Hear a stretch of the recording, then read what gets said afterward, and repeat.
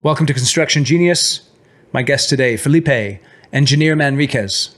He is the Director of Lean at McCarthy Building Companies and is the host of the EBFC Show, a podcast for construction companies. And today we talk about strategic problem solving and specifically how you can lay a foundation of respect for people and the mindset of continuous improvement in order to deliver projects on budget, on time, with great safety.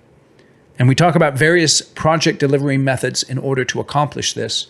And specifically, we dive into the mindset shift that people need to adopt in order to be able to collaborate together as a team to deliver the results that the owners of construction projects are looking for. I know you're going to enjoy this conversation. You'll hear me busting up laughing a number of times. Felipe really has a unique way of looking at the construction business and delivering the information that you're going to find super helpful. So feel free to check out his podcast. I'll put the link in the show notes. Get in touch with him on LinkedIn, by the way. He is well worth connecting with. And keep in mind that we grow this podcast as you give it ratings and reviews and share it with other people. So feel free to do all of that. And thank you for listening to Construction Genius. This is Eric Anderton, and you're listening to Construction Genius, a leadership masterclass. Thomas Edison said that genius is 1% inspiration and 99% perspiration. If you're a construction leader, you know all about the perspiration, and this show is all about the 1% inspiration that you can add to your hard work to help you to improve your leadership.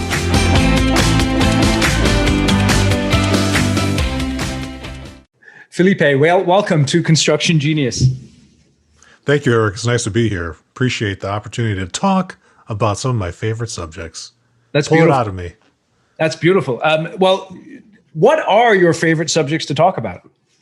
Some of my favorite subjects to talk about, Eric, are business. And the reason I love to talk about business is because you have people and individuals, teams of people coming together for win-win situations. My favorite type of engagement. Why not have fun and get paid at the same time? Why not give people what they need and have them benefit from it immediately? I just love business. And I'm in the construction business like yourself, Eric. All right. So it's very interesting you say that. One of my clients, a project manager with a large engineering company, very successful. This is one thing he said to me that has stuck with me for many, many years. Construction, it sucks, but it's fun. What do you say to that? I would tell your friend that he's got room for improvement because, yeah, it is challenging. I wouldn't necessarily say it sucks. I've had bad experiences in construction, 100% guaranteed. Yes, that's a fact. I've had challenging experiences. I've had days where I'm like, why am I doing this? But on a whole, I absolutely love it. Absolutely love it. When I was a kid, I got a chance to get into technology early on, mostly just annoying my parents, Eric, and taking things apart. So they thought, wouldn't it be great to put that energy into engineering school? So that's what I went to school for. But I got bit by the construction bug and I went right into buildings right away. And I thought, why would I make something like this that people can throw away in like less than 2 years when I can be part of a building that's darn near impossible to throw away in a day? That's beautiful. That's beautiful. So let's dive into the topic here. I know we had talked about prior to hitting record here, this idea of strategic problem solving.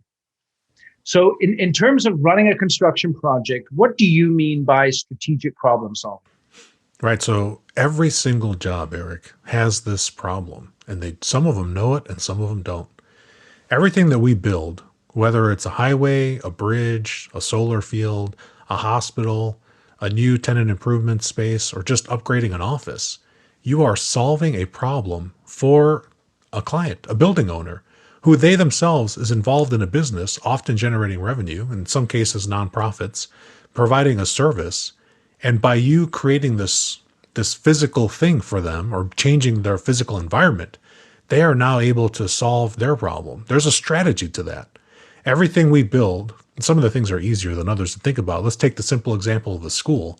Right. If we're building a school, the strategic problem that a school is most often solving for, if it's a new campus or a larger campus, it's allowing the opportunity, the environment to get more kids in seats so they get that chance to learn and grow, right? If it's a hospital, it could be patient care, right? If we're building a new testing facility for a clinic, it might be about streamlining the process so that we can test more people. If that's something that is a pressing need, which, it's 2021 and the pandemic is absolutely testing a lot of healthcare systems and providers out there. So that building clinic testing laboratory space is solving a problem. That's strategic. And what we're doing with the building process is tactical. We're bringing it to life. We're moving from strategy to tactics, and we're bringing it to life. And that's what I really absolutely love. And I have a framework that is just darn near perfect in allowing people to have that strategic impact much faster with less effort. And it's totally free. Excellent. So let me just back up a little bit.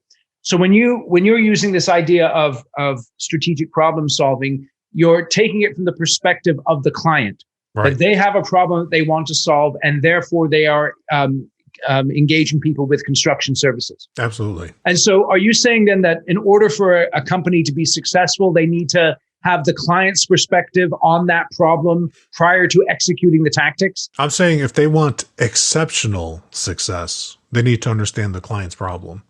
You can have mediocre success. And Eric, by all means, companies today, companies that you and I know, household names, are making money by accident every day. Dude. Without knowing that. Am I right? Dude. Man, I was drink to that right now. I know, right here. Here's my sparkling water. Yeah. I was tripping a little bit because I was talking to this one company, and I am just amazed. People have these barriers in their minds to starting a business, and really, if you can put one foot in front of the other and you're willing to work hard, you can be an extremely successful person in business, in comparison to just some of the issues that people have when it comes to running a business. Absolutely.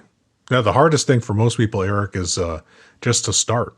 Yeah. And I've been part of a handful of businesses myself, and I was even part of a business in the early 2000s that went out of business. Yep. And I loved it. It was exciting. Yep. So tell me about this process that you have that you were just describing there. So the first thing you want to understand is that client's perspective. So let's break it down by a series of questions. If you're a construction general contractor or a trade partner or a designer, an architect, or an engineer offering services, you're likely responding to a client's request for proposal. Yep. Inside of that request for proposal, there's going to be a lot of words, a lot of jargon, maybe even a picture or two, maybe not. Or it could even just be a conversation. A lot of the times in the design community, they get involved in these conversations early on because they're already doing something for the client. The client is describing this problem they're trying to overcome. And oftentimes, and we'll take a healthcare example, we've got to get more patient beds. We need to increase the capacity. They're looking at the numbers, and they're looking at the way that they're treating patients today, and they're going to crash against their current capacity, which means they're going to have to turn people away, and people are not going to get care. So as an architect, as an engineer working on a project, or a general contractor putting together a team to build a new addition, which is what the RFP, request for proposal, is likely asking for, right? It might be very prescriptive and say, we want to build this new 3-story building that's going to have these many beds in it so we can do these type of treatments, right? As a builder, as a business person, you want to understand, like, what is the problem the customer is trying to overcome? And if you just step back for a second and think about that, and we can just think about this with the question, what specific improvement in their current business operations are they trying to achieve? The building is the solution to that. And if you just shift yourself into that framework, now every single thing that you do in response to that request for proposal will be informed by that understanding. And if you can talk about that with your team, pause for, a few minutes. This is not going to take all day, 8-hour workshop. Let's pause with the people we're assembling to do this and think about this building that the owner wants, maybe they're very prescriptive and they say this 3-story healthcare building. What performance are they trying to achieve with this building? Yeah. That's the first thing that we do. Now, what you've just done, Eric, is you've just aligned every single person involved in responding to this request is now completely aligned on the problem the customer is facing, and the solution they're trying to solve. And we become part of that owner's team, just like that. In a second, we become part of their team, and now we're engaged in closing the gap. So every subsequent action we do, we can now make decisions on, are we taking steps? Because strategy is just setting the direction. Now we got to take the action.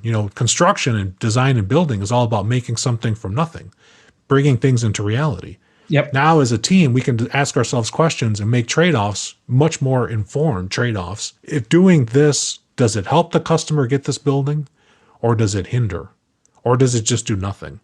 And now that's going to lay the groundwork for some more strategic action steps. Okay, so I want to explore that word trade-offs, because what pops into my head when I hear of trade-offs is I think of conflict, and I think of how so often a construction project starts with this idealistic vision, and we have a team meeting, et cetera, and then very quickly it degenerates into an adversarial situation. Right. So that's typical and often. Yes, Eric. Yes. Yeah. Now, one of the things to counteract that adversarial, so what's happening, why are people acting adversarially? And that's because everyone has an incentive in how they're organized, and often the contract does this as well. There's an incentive for why you're getting that type of behavior. Yes. And some contracts don't have that incentive, like integrated forms of agreement, integrated project delivery. There, the incentive is towards collaboration. Right. And and some either in progressive design build contracts will also have from the Design Build Institute of America, they'll have an exhibit or a one-page talking about intentional collaboration, right? They're trying to incentivize people to change what are the dynamics of how we're going to operate and play together. Right. And what they're really trying to achieve in all of those things, it's called project first thinking, right, which goes back to exactly what I said. What is the problem the customer is trying to solve? Can I ask you a question? Just absolutely. You can ask me two questions, Eric. That's your first one. What's your second one? You're beautiful. I like this.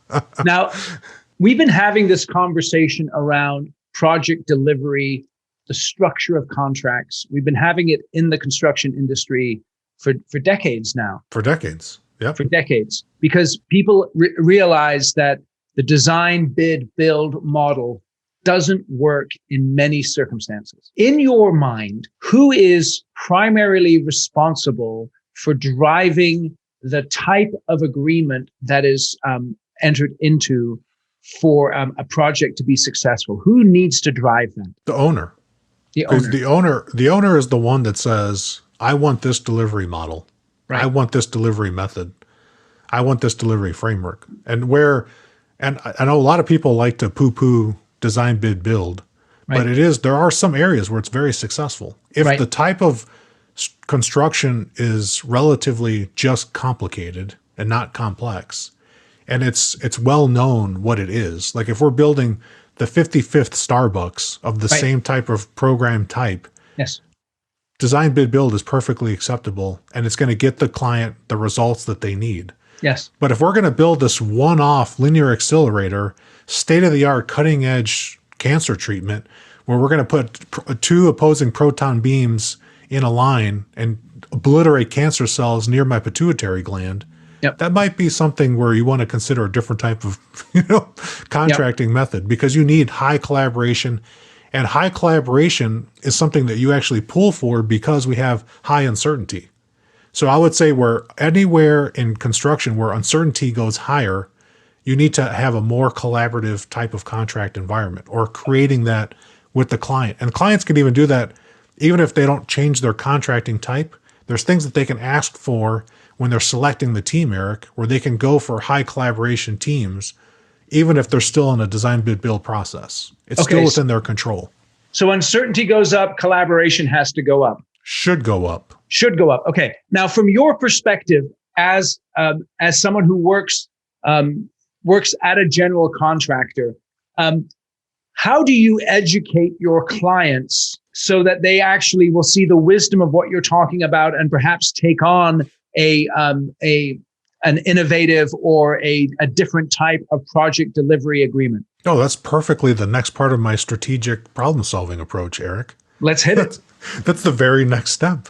The That's very beautiful. next thing, once I we I set, didn't even know that, man. I don't know. Why did that come up? I guess it was the because next. it's just so natural. It's where you should go. There you go. Thank you. So the thing that, and this happens often with our clients as well, like that education, it's not so much of as an education as much I like to think of as just a seeing of what we have. Mm. So a lot of the times the clients, and this is true for anybody, when you're involved in something, it's hard to get the right perspective, Eric, so you can stand back and see it for what it is. So like if you work as a consultant, and you'll always come in with an outside perspective, so you can actually see things that people inside the processes are blind to because they're in it.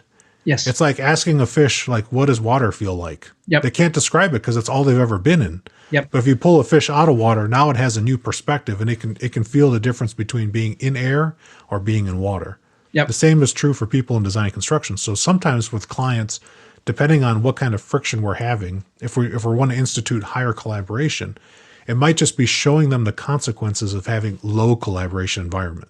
Mm-hmm. So a perfect example could be a very sophisticated, like a multi-billion-dollar a year capital construction, a serial builder. Let's say like a higher education university. Yep. You know, we can even pick on Harvard, since it's like we're in California, you and I. That's right. And Harvard's that's a Massachusetts problem, right? So you can think of like a situation like that, a serial building education entity. Yep. You have to give them another perspective so they can understand, like, and don't offer something that you're not having a problem. If you're working with a client who's already highly collaborative, then that's not the problem to make them see. But if you're working with a client where collaboration is low, if the project team is having low collaboration, I got $100 bill, Eric, that says it's likely because the client, the owner's rep, or the construction manager they hired is creating a low transparency environment. And Right. all you need to do is show them that. And you can show them that by saying, like, you can look at decision making. Like every single construction project that I know, regardless of the contract type, will have a series of decisions that gets it from an idea to action.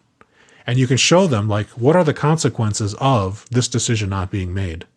And that's not often easy to see in a standard critical path method schedule or a Gantt chart schedule or a waterfall schedule. So sometimes you got to show the client, you know, with using some like a whiteboard or visual way and saying, like, the longer we don't make this decision, these are the things behind it that we're going to impact.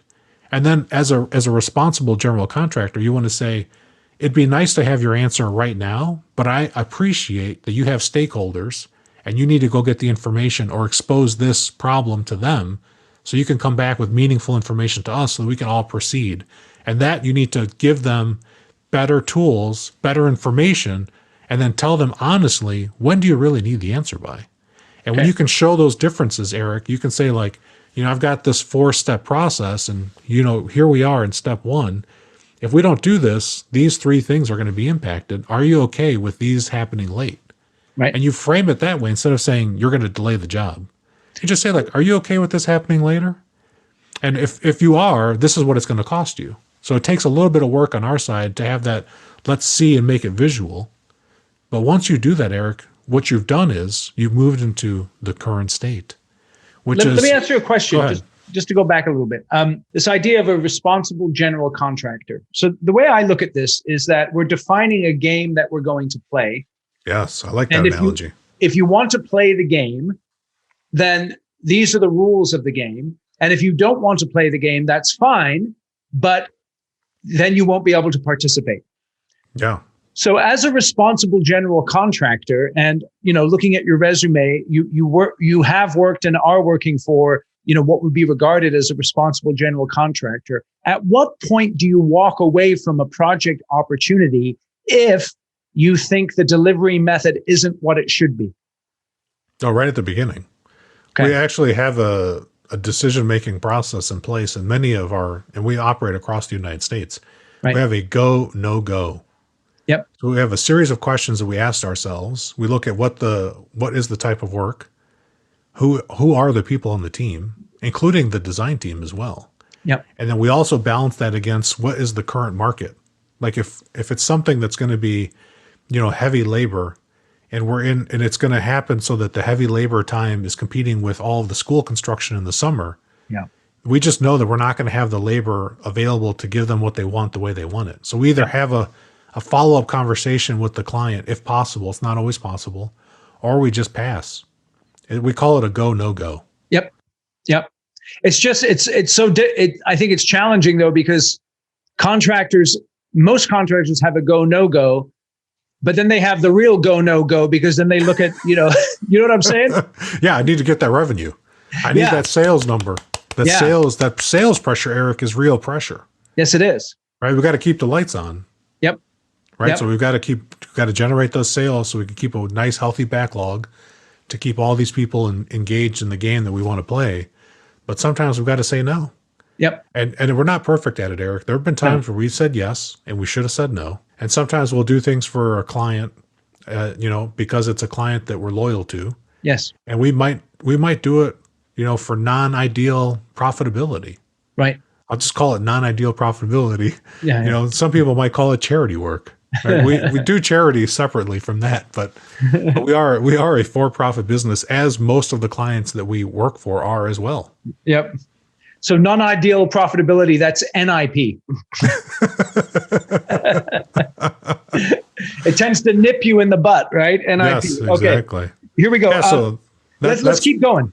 Yeah, so that's the next step when you're doing strategic problem solving, is now engaging the partners on the strategy. You have to understand your current condition. What is this team's current capabilities? Not us, the company brand. I'm talking about these 6 people or these 24 people, or these 100 people, however many people you have. You have to quickly assess what is our current condition and how are we currently operating. So if you're on a project now and you're in flight, so you're already, shovels in the ground, you're building something, you're coming out of the ground already. Current condition, you can actually just look at some of the metrics, some key performance indicators, and you can just see, like, how are you doing? Take your temp. I just said this on a podcast recently. Just take your temperature. And it's like, healthy is 98.6 if you're a human being. If you're a child, it's actually slightly higher. And as you get older, it actually dips down just a hair, right? So take your current condition as your team, assess your team's health. How are we working? Are we delivering at a pace that's going to get us to what the client wants or needs? And if the answer is no, congratulations, you just found the key performance indicator that you need to explore further. Mm-hmm. Okay, excellent. Now, so those key performance indicators for a lot of contractors, Eric, there's 2 that I call them the big 2. Yep. Budget and schedule. Yes. So those are the 2 simple, obvious ones. Another one that people often don't understand in this way is the safety, is a leading indicator. So project safety is a leading indicator. If the job site is benefiting from good safety protocols, everything's doing really well, you don't have any recordables, and your first aid kits are like brand new, untouched, your job's likely, I would put money, Eric, that your job's likely ahead of schedule. Yep.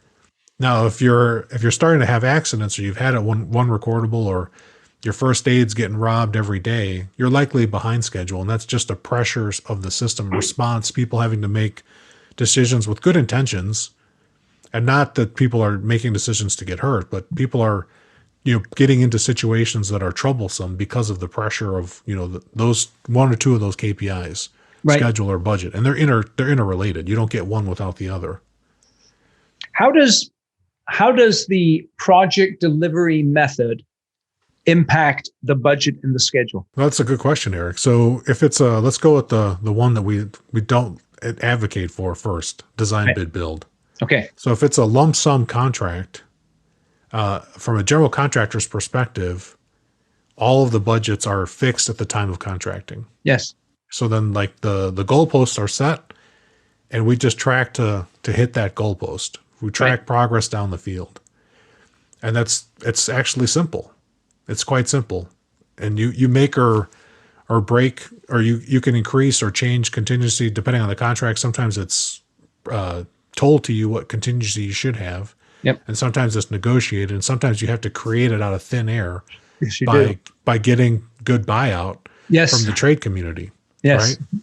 Yes. So that's the one that's the easiest. Now, in the other types of methods in an integrated project delivery, I'm going to put my profit at risk with the design team, who might also put their profit at risk with some key trade partners as well.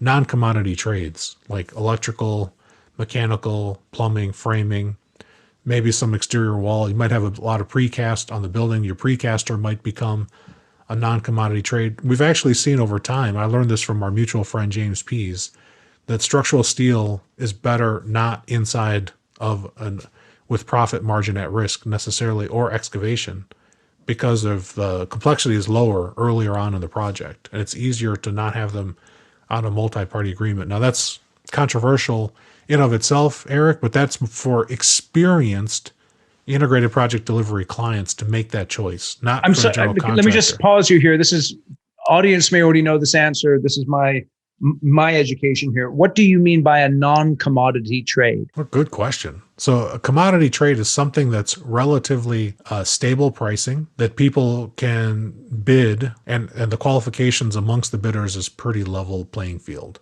Example? For example would be like carpeting, Okay. flooring, Okay. Even tile work. Okay. Casework could also be considered a commodity unless it's specialty casework, and then then you get into some different high-end finishes. Okay. And the reason that you don't commoditize something like framing and drywall, you're like, Felipe, that's just so simple. Why wouldn't that be a commodity too? And the reason for that is just the sheer number of labor hours that it takes to get that work installed. Yes. It creates enough complexity that it's worth bringing them into the shared risk and reward profile. Excellent. Okay. All right. So do you, from the general contractor's perspective, do you find that there are some subs who want to play this game and some subs who aren't interested? Absolutely.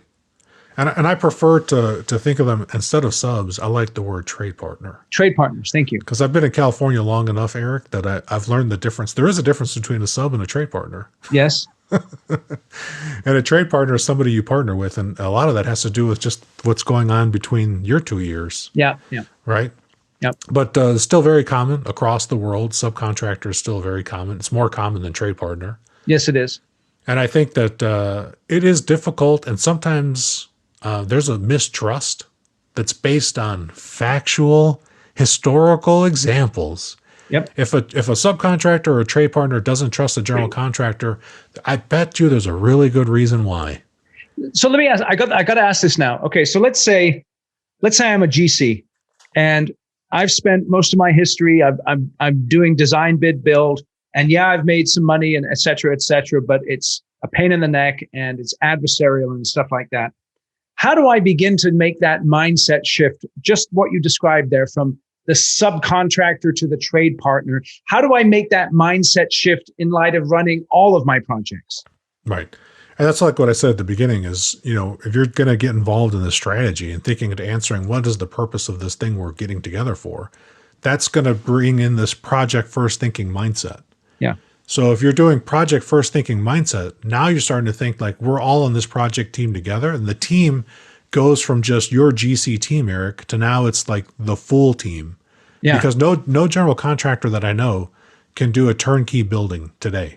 It's just too complicated and too complex. Right. There's too many specialty trades involved and needed that even a lot of GCs that self-perform multiple scopes of work still can't do it all. You got to bring other specialty people in. So just change that definition of who's on the team to include everybody that contributes to bringing this project to life. Project first thinking is the way to first make that shift, even if you're still doing design, bid, build. And like you said, Eric, you have experience, Eric, that it is very adversarial.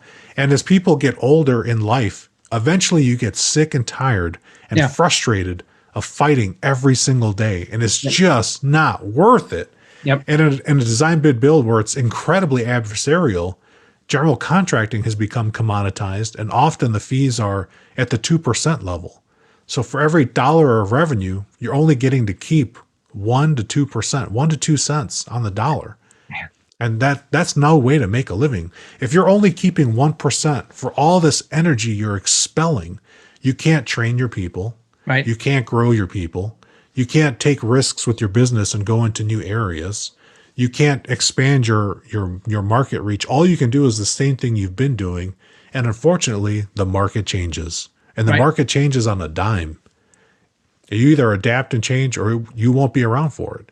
So go ahead, Eric. Yeah, let me ask you, in your experience, let's say we've defined the game we're going to play. We understand the problem that the client is looking to solve. We have a group of well-meaning trade partners, GCs, designers, clients. The whole team is well-meaning, and yet the project isn't delivered successfully. Why does that happen? That's a great question. And it often happens because of decision latency. So one of the things that we have in the project as we're building something, there's two things happening. There's two flows. There's a workflow that everyone can see, and then there's this invisible thing called an information flow. And this invisible part is what bites most projects. And I was just talking to somebody who spent some time they were part of a forensic legal team in construction. Apparently you can make a good living in construction lawsuits, Eric. Man.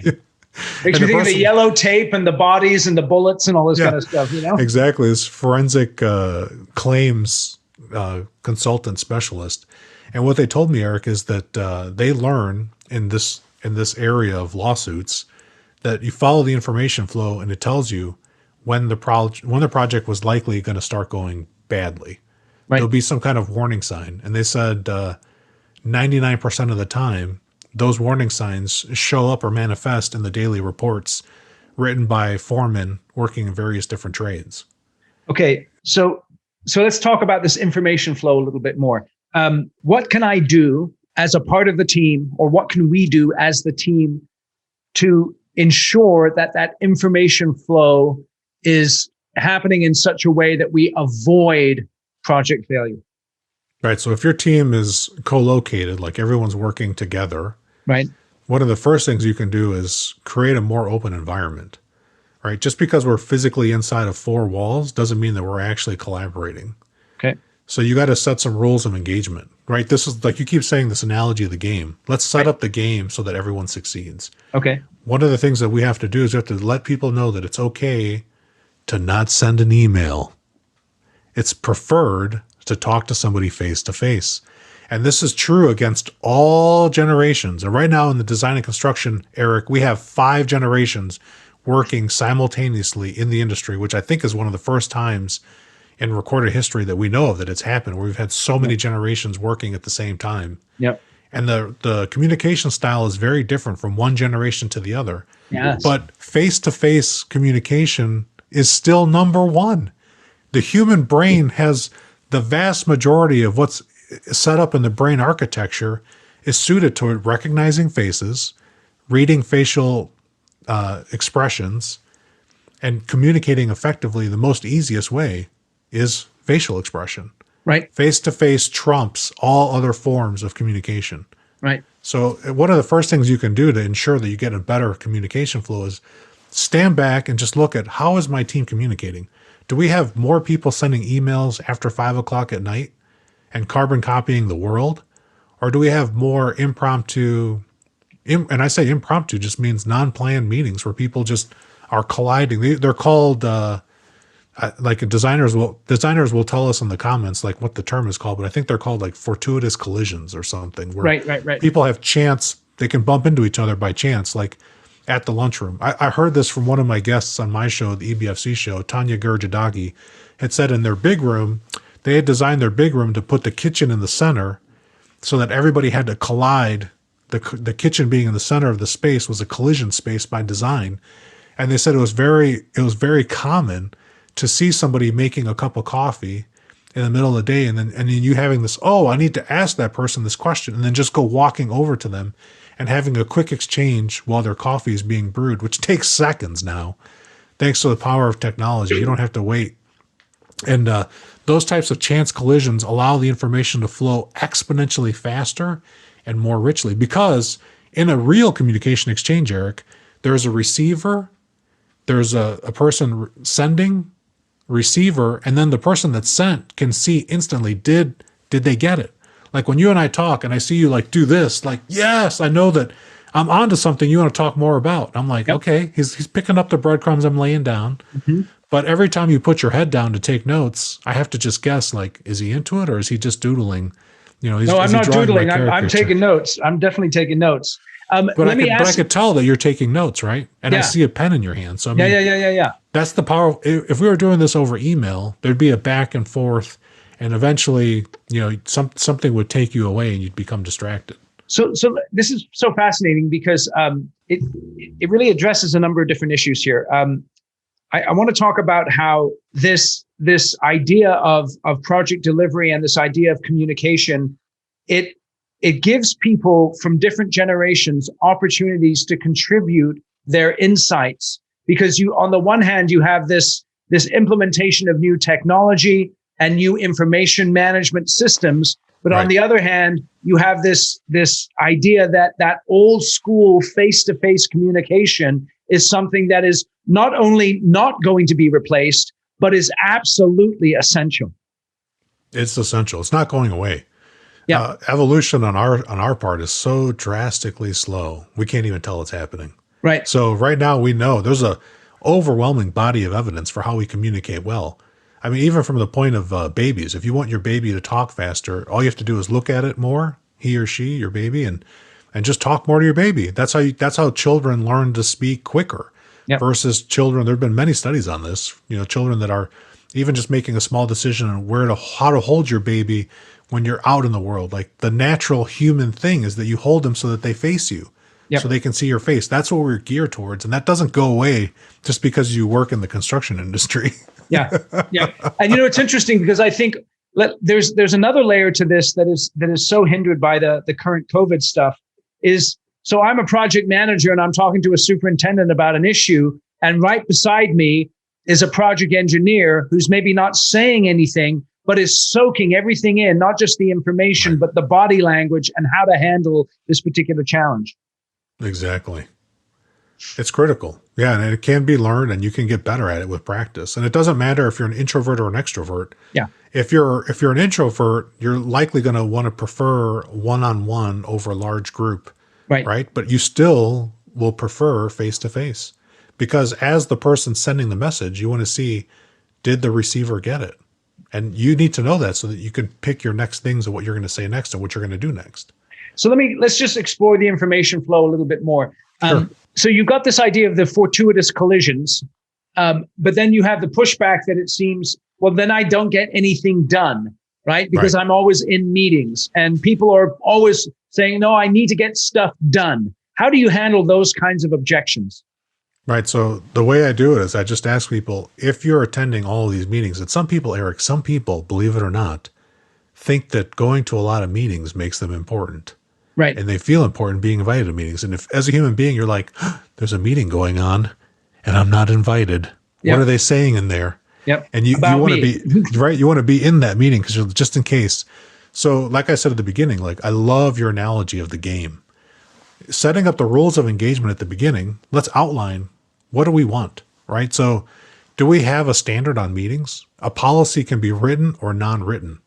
And if you're working with a team, Eric, that's in a lot of meetings, there's an unwritten policy that says being in meetings is good. And that unwritten policy is crushing people's productivity. Right. Because if meetings are not run well, and I would argue that most are not run well. Absolutely. Right. Then you probably, if you're sitting in a meeting, let's just take it, people that are listening, if you were in a meeting yesterday or today, heaven forbid you had to have a meeting today and listen to this podcast. If you're in a meeting today, I'm sorry. But if you're sitting there and the whole thing goes by and you never speak to contribute, why were you there? Yep. And I always tell people, like, I learned this early on in my career. I was a project manager working on a hard bid job, a design bid build job. And there were 2 PMs on the job. And one of the unwritten policies on that job was we need to be at every meeting because we're the project managers. We have to know what's going on. Yeah. And I found out that wasn't true. Like, let me develop the people a little bit more, and then let's have a touch point afterwards. And like, I'll only participate if I need to be there. If I'm going to contribute or help to solve a problem, or if they need my opinion, or, I've got some purpose of value, I should be there. If I have no value, then I will not be there. Yep. Do not go. But communicate, people, be responsible, and tell the people, at least the meeting organizer, hey, I'm not going to be at this meeting, but if you need me, I will be responsible. I will read your meeting minutes afterwards. And if I see something that I need to talk to you about, I'll come talk to you for 30 seconds Yep. rather than sitting in this thing for 3 hours and just doing nothing. Or worse, Eric, even worse. Have you ever seen a meeting, Eric, where people try to do work while being in a meeting? I don't allow that. I don't allow that in the meetings that I run. There you go, because Eric knows how to have a successful game. Ladies and gentlemen, if you're gonna play with Eric, you're gonna play to have fun and be successful. There you go. Do not multitask in a meeting. Like you're there to talk to each other, or you need to do other work. If you need to do other work, excuse yourself and off you go. Go do it. Absolutely. I do want to ask, as far as this information flow, this invisible I want to give credit. Let me give credit to that, Eric, before you ask your next question. I learned that from a gentleman named William Edwards Deming. Yes. Or Dr. Deming, as some people knew him. And William Edwards Deming was made famous. He was one of the people that General MacArthur took back to Japan after World War II to help rebuild the Japanese economy. Yep. And Deming said that the easiest way to fix any project or anything is to increase information flow. Yes.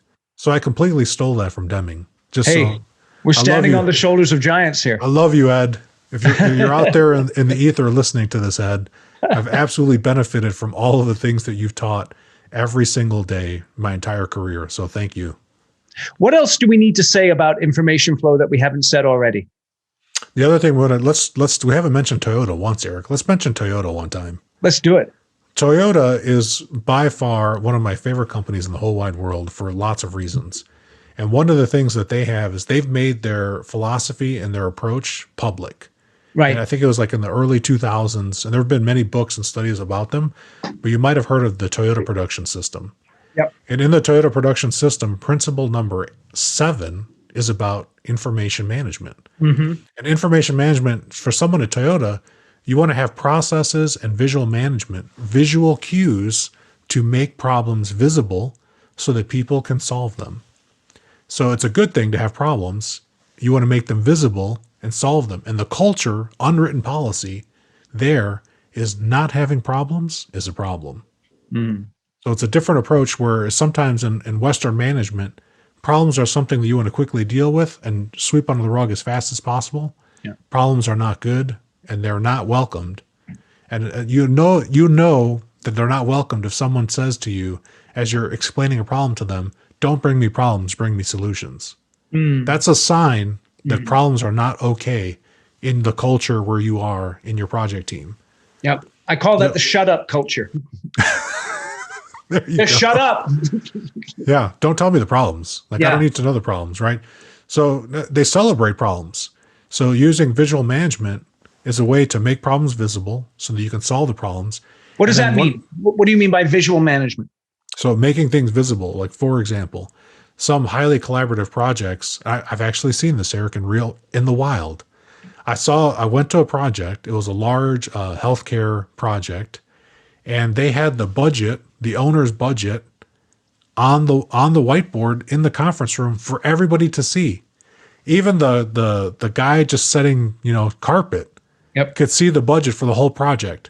And people on that team said, I asked some of the trade partners about that. They said, never in my 20 plus years have I ever seen what the owner's budget was until now. That's high transparency. So everybody, and it clicks people into, because you know what your contract's worth, or you know what your scope of work is worth, or you know how many people are on your team doing your part of the work, and you can see yourself inside of that number.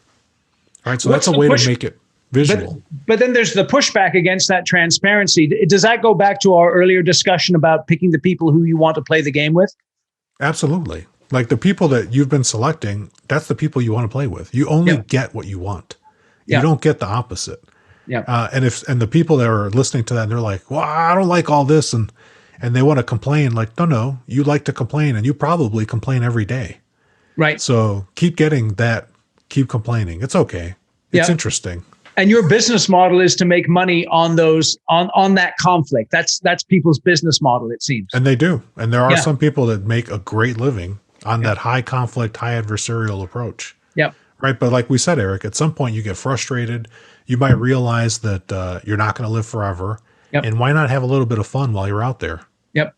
Yep. What's wrong with that? I know it's Well, that's the beautiful. perfect thing that I wanted to show you, Eric, my Snaps technology. Let's see it. All right. So people always ask me, like, what are the two most important things with this approach, this philosophy you're taking? And I was always like, if I could just snap my fingers and say that if you could increase respect for people, where you're doing it for yourself, honoring the dignity that it is to be human, Right. respecting yourself more, then extending that to others as you're doing it for yourself first. And then having this mindset of continuously improving, learning every day.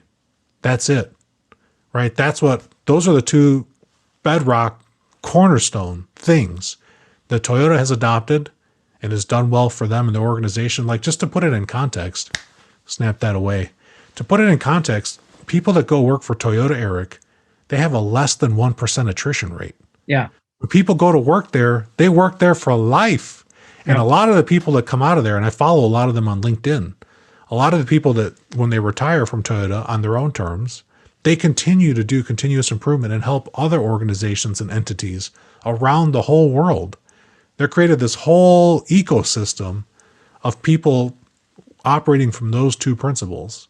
Win-win is what And we I like to say. let me ask you, what do you mean by respect for people? What I mean by respect for people is, let me start with the not. It's not being a victim or being a doormat, letting people walk all over you. Right. Respect for people means acknowledging the individual standing before me for who they are, exactly as they are right now, everything, good and bad. Okay. And having enough respect for myself that we can engage in a real, meaningful way, right? Win-win. Win-win is what the approach I like to take with people and my relationships. So for me personally, to extend it to others, I always ask myself, how can I help this person? Do they need my help? Maybe I just need to listen. Maybe I don't need to do anything. Sometimes I just need to shut my mouth. I know it's rare, but sometimes I do actually. I'm a good listener, Eric. And then other times we need to take action right away, right? If we're walking down the street and a car is about to swerve, if I can, put my hand out and stop them from stepping off the curve and getting creamed, then I'll definitely do that. Or I might actually have to put my hands on somebody Right. to prevent them from getting hit by a car. I'll do that as respect for people. Or, if you're working with a client and you see that they have a process that's just going to cause them to make their project go longer, have enough respect for yourself and for them to tell them, like, listen, Bob, we need to pause for a second. If you keep on this process, this is likely what's going to happen. And Right. having a meaningful dialogue about it, not necessarily trying to convince them or submit a change order or anything of that sort, but just having enough respect for them and what they're trying to achieve and the things that they're having to deliver for their people, and having maybe even an uncomfortable conversation, Eric. Respect for people is not easy to do, Yeah. especially when your self-esteem and your self-respect is low. That's why I said you got to start with yourself first. Right. You will not be able to extend it out beyond you until you increase it here for yourself first. So let's go there. What do you do to increase your self-respect? Yeah, one of the things that I do is I actually do reflection, and I started journaling recently to take it to another level. Like, it was healthy before, and I got some good advice from a friend of mine, Katie Anderson, and said that it might benefit you to do a little bit of reflection in a very intentional way.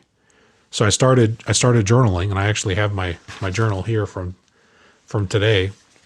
And in my journal, I'll do a little PDCA, plan, do, check, adjust, where I'll talk about, what am I trying to achieve? And then most of it that's like one or two sentences. The vast majority of it is a reflection on how did things go. And that's reinforcing one reality, like, because there's, oftentimes, Eric, when you're in a situation and emotions run high, you get charged and you think a certain way. So I never journal when I'm charged. I always journal when I'm disconnected from the situation. So it's a real reflection. Yeah. And it's not like I'm doing a 3-hour reflection. It could be like Right. 10 minutes or 15 minutes. Right. And I'll just, hit on, based on my plan for the day, what actually happened, how it happened, how did people react, how did I feel, right? And then I'll go back through that. The next day I start with similar prompts, answering questions, and I look back. So I'm reinforcing the things that I like. I'm trying to act my way to a new way of thinking, Right. which is increasing that respect. You're not going to do it by thinking about it first. First, I was like, I'm not doing a journal. That was my first reaction to Katie. And Katie's like, no, don't do a journal. Just write one page. Right. I was like, oh, I can write a page. So then I started acting my way to a new way of thinking. And that has increased my self-respect so that when things happen, Eric, I can tell the difference between someone having a bad day or me actually disrespecting myself or allowing myself to be taken advantage of. How do you balance a healthy self-respect with an unhealthy ego? How do you draw that line? Oh, I don't even try to balance it. Okay. I want them out of balance. Okay. I want them out of balance, and that's what the reflection is for. So that way you can tell if your ideas about yourself, like ego is not a bad thing. A lot of Right. people say that it's bad. It's quite beneficial. It'd be hard to do anything without an ego. Yes, that's true. It's very true. It'd be very hard. Yep. Right. And the both of us, I mean, look at us. We're podcast hosts. Yeah, right. So like by default, our ego is probably closer to the unhealthy side. I mean, look at your microphone. Look at my microphone. It's ridiculous. Look at the name of my podcast, Construction Genius. Exactly. Yeah. And I'm a guest on the Construction Genius podcast. I mean, Yeah, right. you know where my ego's at, but I like it. I like it out of balance, actually. Because out of balance, when something's out of balance, it's not in a stable state, which means there's movement. And with movement, I can have more experiments. I can have more experiences. And experiences, that's really the only way that I can discover what my character's really like and then make changes to adapt to what my thinking of my character is versus my real character. Because everyone, their ego is your conception of who you are. And then there's also a conception of who you are in the minds of others. Yeah. Right. But you can, as a human being, we have this amazing capability of disconnecting ourselves mentally from the moment and thinking about things like watching a movie or remembering a book or having a memory, right? We have that amazing capability. So I do that. And I always try to see, like, is my actions aligned with the character that I'm cultivating? And if it's not, then that's a great information piece for me, Eric, to make a tweak and a change and to shift. And I'll tell everyone listening that some years ago, I shifted from just doing my job to serving other people. And people have said that the volume of stuff that I've contributed to the design and construction industry is impressive. And they're like, why did you do it? How did you do it? And I just made a shift. Like, I recognized that somebody had helped me and had given me information for nothing and had just like had an intervention with me at the perfect time, at the right time that I was ready for it. And I said, what if I could create information so that for people are looking for an experience, be it a written, video, podcast, or speaking at a conference or a seminar, whatever, that could be the right thing that hits them and puts them on the path of having a more fun, fulfilled, meaningful life. Sign me up for that, Eric. I am down for that every day of the year. It's interesting, just as you talk about this respect for people and continuous improvement, the more you talk about it, the more I see how that is related to this idea of the project delivery method. And the most important thing isn't the technical thing, it's the human aspect of it. And that attitude and that mindset of respect and continuous improvement. Right on. I worked on a hard bid job, Eric, a few years ago. This was probably early 2000s, and working with an architect on a hard bid. And I asked the architect a question, and he said he'd never been asked this question before. And this architect, we'll say his name's Brian, just for argument's sake, just so we can have a name to use. Brian says, no one's ever asked me that question. The question I asked him was, Brian, what parts of this building did you design? And he's like, why? He was very suspicious. Right. And I said, because I'm going to ask a lot. This is a hard bid job. So there's gaps in the design. I mean, we just know it going into it. Yeah, right. And I said, Brian, I want to make sure that when I'm asking questions via the request for information process, that I'm not going to be a jerk. And I don't want the tone to come off poorly, because I want to work together. I want to partner with you so we can bring your design to life. What part of this design did you have a hand in? And Eric, all the experiences that Brian had, poor Brian, and he'd been in the business for over 15 years by that point. He didn't trust me. And this was our first or second meeting. He didn't trust me to answer. It didn't seem real to him. Yeah. So he wouldn't tell me. And he said to me, and he's like, I'm not going to tell you. You should just not ask questions anyway. There's no reason to even ask an RFI. He said, our design is so good that you should not have to ask not even one. And the construction manager was in the room at the same time. The construction manager said, we've allocated time and resources so that every single contract drawing will receive, on average, 10 RFIs. He told that to the architect. Right. And so the architect hadn't realized that there's the CM here on the side because they're working, primarily thinking they're working for the client. And at the end of the job, he finally told me, what he did. And he said, you earned my respect.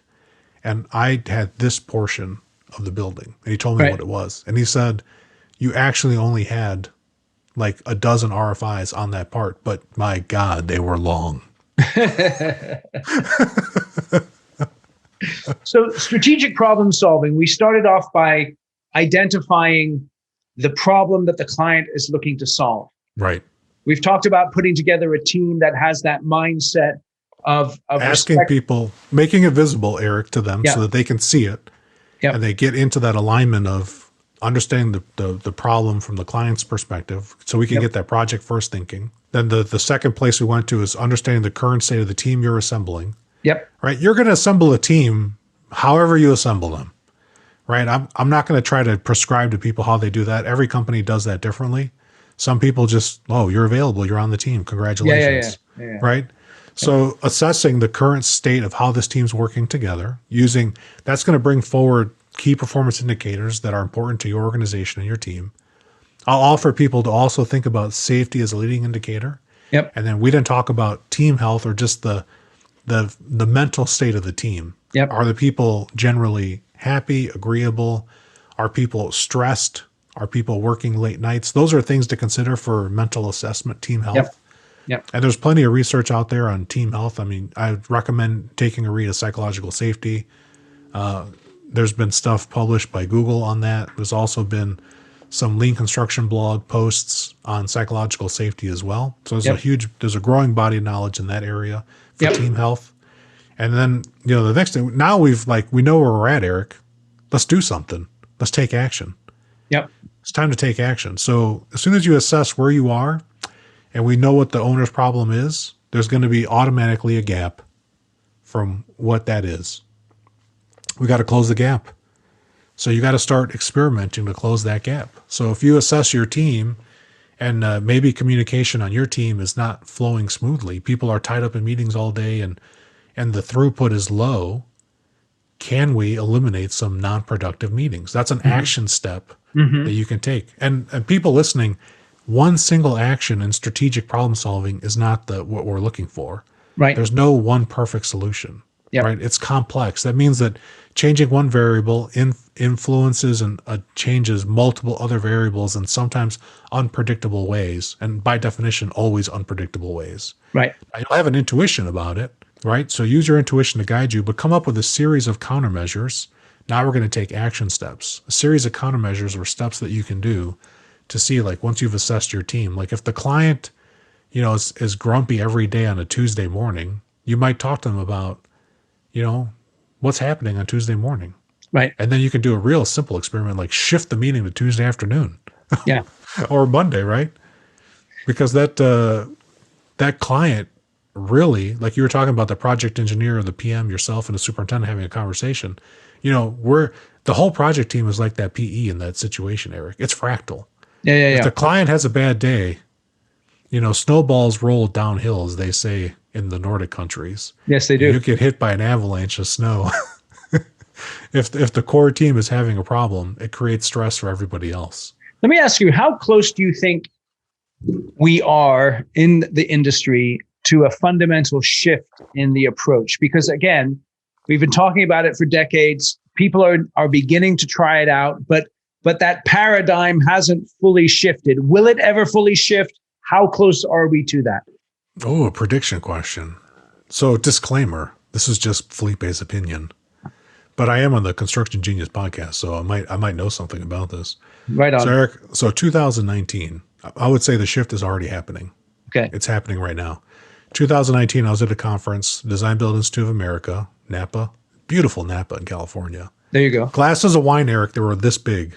I'm sure they were. This is how big they were. And this is how I know it shifted. I'm getting choked up just thinking about it. At this conference, I heard a statistic that was interesting, which I will share. But then I saw behavior that told me that that statistic is going to get even bigger than what they shared. They told us the Design Build Institute of America, Western region, this is west of the Rocky Mountains, California, Arizona. I think Arizona is west of the Rocky Mountains. Yeah, pretty sure. Yeah. Thank you, Eric, for confirming that. Right on. And other states up through, northern Washington, Oregon, so on, and Utah, Idaho. Yeah, you get the picture. Yep. What they said was they looked at demand inside for their services, their credentialed people, and they do a survey, and they said that in 2018, roughly 40% of all of the contracts that were design build were shifting towards progressive design build. And that the numbers that they had by 2018 was that it was already half, and they showed a trend line. It was exponential, moving up and to the right. And they said that the industry is shifting from design build to progressive design build, which you and I talked about. Progressive design build means that you have a high intentional collaboration, right? Yep. So, and where is that coming from? Is that coming from, would a general contractor invest in becoming design build trained unless the client saw the benefit and it benefited the client? Yeah. It benefits the client. So that's why so many professionals do that and take on those types of methods. And the clients are selecting from their options, off the menu. They're picking design build and progressive design build more than traditional design bid build. Yep. So it's already here. And then what I saw that makes me think it's going to happen faster than even that. So at this conference, and Eric, I've been to quite a few conferences. You've been to a construction conference before, right? Yep. What I saw, Eric, that told me that it's blowing up right now. I saw architects. I'm talking about even black cape architects with full black turtlenecks and the special little hats. I don't even know what the hats are called. Right. I saw them catering to and pandering toward, not pandering. Pandering is not a good word. I saw them soliciting conversations with general contractors. No way. Yes. No way. They deigned to have the conversation, huh? I saw at least 7 different architects, men and women, buying general contractors drinks. No way. Yes way. And I said, I turned to one of my general contractor friends and I said, how many glasses of wine have I had? Because am I seeing this right? So what we're saying here is it's not only the flow of information that shows a change, but it's the flow of alcohol and which direction it's going that shows the change. And then I talked to an architect that had recently renovated the office that we were in, and the architect said to me, if there's anything that we can do to help you, let us know. Here's my card. And I was like, wow, that's a shift. That's a shift, Eric, because before, like you'd said, the stereotype is that it's adversarial. So let me go back to this fictitious Brian that I talked about. Right. I asked Brian, the job was over, and the building actually won an award for them later. And I asked Brian at the awards event, I said, what did you learn about general contractors, like as you were coming up, like to make you be so distrusting of me when you first met me, right, without even knowing who I was? And he said, my first architecture class, my professor said, architects are the first line of defense or the last line of defense that protects an owner from being robbed blind by general contractors. Yep. And it's our job to protect the client. Yep. And we're the professionals that keep them from getting mistreated and stolen from.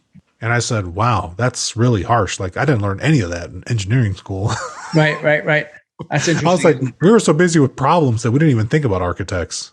That's so interesting. So interesting. And I've had many people have told me, Eric, that they've heard similar stories from other architects. Yep. This is just something in school that it's out there and common. It's very common. Like, so if you're listening, construction geniuses, ask an architect who's a friend of yours, or maybe just not even a friend, just an acquaintance. What did they learn about general contractors in school? Or what do they think about general contractors? Yep. And that'll say a lot to how we get treated in the industry. And I know, Eric, no one's going to feel sorry for GCs. So no one's feeling sorry. No, that's nobody. True. So would you say then that the fact that the architects you're, anecdotally bringing out that they're more open to this process, they're more open to building relationships with GCs, that again is being driven by the owners and by what they're saying? Absolutely. That's being Yeah. driven by the owners. So a lot of the owners, like I said, the serial builders, they set the tone for the whole industry. Right. You know, a one-off owner that builds once every decade is not going to be a trendsetter. But if you have a client that's doing serial construction every year, year in and year out, Yep. they're doing more to create the environment that we play in than the people that just do the one-offs. Yeah. And they learned, Eric, like a lot of you and I have mutual friends that work at very large institutions. Yep. And they can look at their portfolio and say, like, of all these, 10, 15, 20, 30 jobs we're doing, are we getting the result that we need to keep our business afloat? Yes. And they came to this conclusion a long time ago and said, no, we're not getting the results we need. We got to shift. Yep. And lean construction is one of the things that a lot of them have leaned towards, pun intended. Yep. And then some of these partnering type of contracts have been the other thing that they've gone to, but not have gotten like consistent results. Yep. So then some more progressive ones have gone towards like progressive design build or integrated partnering agreements or even IPD light. Yep. Where they at least have an addendum to the contract that says that we will intentionally partner. Right. Right. So I think the shift is happening with people realizing that the world has gotten complex enough that you got to make a change. Excellent. So as we wrap up here, final takeaways. I'm a general contractor or I'm a trade partner listening to the show. What are 3 pieces of advice that you would leave someone with as they want to make this journey towards a more collaborative project delivery method? Number 1, be curious. Mm-hmm. That's going to get you there. You got to be curious. That's the most important thing. If you think that you don't need to learn this stuff that Eric and I are talking about, I'd pull your Apple podcast card. You're probably not even listening to podcasts. Because if you're listening to podcasts or watching this on YouTube, you probably already like to learn. So fuel that curiosity and keep learning. That's number 1. Mm-hmm. The second thing, phone a friend. There is a lot of information out there. Talk to somebody that's got some experience so that they can assess where you are right now. Call Eric. Eric got a lot of experience in this. You can contact me as well. And that's a great point, Eric. Like, how would people contact me? Why not contact me here? There you go. Right? My favorite way to engage with people is LinkedIn. Uh-huh. So send me a message on LinkedIn or, subscribe to my podcast or leave a comment. Talk to somebody that's got some experience in this area and they can kind of guide you to some more meaningful resources. The Design Build Institute of America has a lot of free stuff on their site, leanconstructioninstitute.org. Leanconstruction.org has a lot. The Lean Construction blog also has a lot. The Lean Builder blog has a lot. Eric, you've written for Lean IPD as well. Mm-hmm. If you got a couple articles there. Lean IPD website, 100%. It's leanipd.org, right, Eric? Mm-hmm. Yep. We put all those links in the show notes. Yep. Eric will put those links in the show. Yeah, well, I'll put the link to your LinkedIn profile there in the show notes as well. Perfect. That's my best way. So that's the second thing. Talk to somebody with some experience because they can get you to better, more meaningful things faster. And then the final thing is, you might want to do an experiment. Mm-hmm. Try it. I'd say the third thing is like all this information without any kind of action is wasteful. Right. Try something. We've mentioned a couple of things on improving communication. I had an executive once tell me that every bad job, communication's a problem. Yes, sir. And I said, great. Now that you know what it is, what are you going to do about it? Yep. What can we do? What can we do together, partner? Yep. So that we can prevent that from happening. So if you're on a job right now, try an experiment. Try something. Yep. Do a safe to fail experiment, to be more specific. Yep. Safe to fail. Go small enough that if it blows up in your face, nobody gets hurt, and you don't cost your company a lot of money. Yeah. And then build on those little safe to fail experiments more and more and more until you get onto the Construction Genius podcast with Eric. So I think this is fundamental here is that, we hear these phrases like IPD or lean or stuff. And sometimes guys are like, forget that, dude. I just want to make some money and get moving. And I think it's important to emphasize that we're not saying, here, take this magic pill and all of a sudden everything will change. Right. But that last idea there of doing an experiment and trying it out and finding people that you can collaborate with on the journey is fundamental. Fundamental. Excellent. Felipe, I really, really appreciate your time. This was a lot of fun. I got a lot out of this conversation. I want to make sure that all of those links are in the show notes so that people can get hold of you, particularly on LinkedIn. And let me just ask you one question. I did not prep you for this, so I hope you're ready. We'll find out. Give me your favorite restaurant recommendation. You're in Greater Sacramento, right? That's right. What's your favorite place to go out to eat? My favorite place to go to eat. Oh my God. Right now with the pandemic, it's Jamba Juice. Jamba Juice. It's right now because the Jamba Juice is the easiest, cleanest way for me to get that wheatgrass.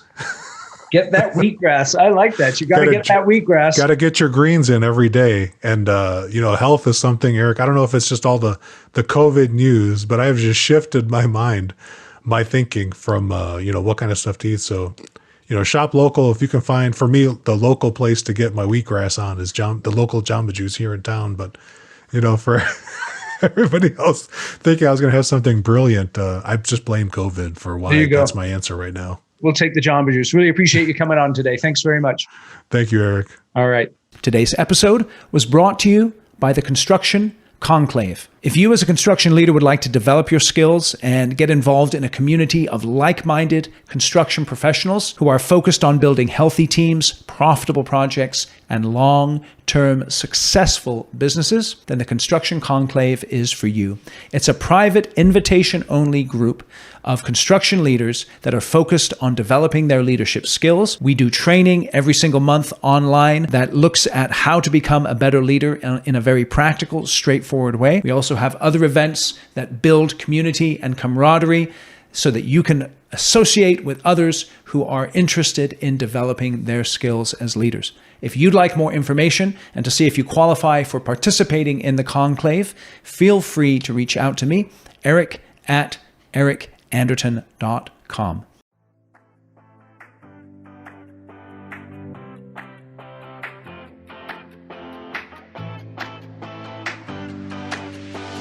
Thank you for listening to this episode of Construction Genius. Hope you found that 1% of inspiration to help you in the next few days. If you like the show, please give us a 5-star review on iTunes, share it with other construction leaders who you think would benefit, and thanks again for listening.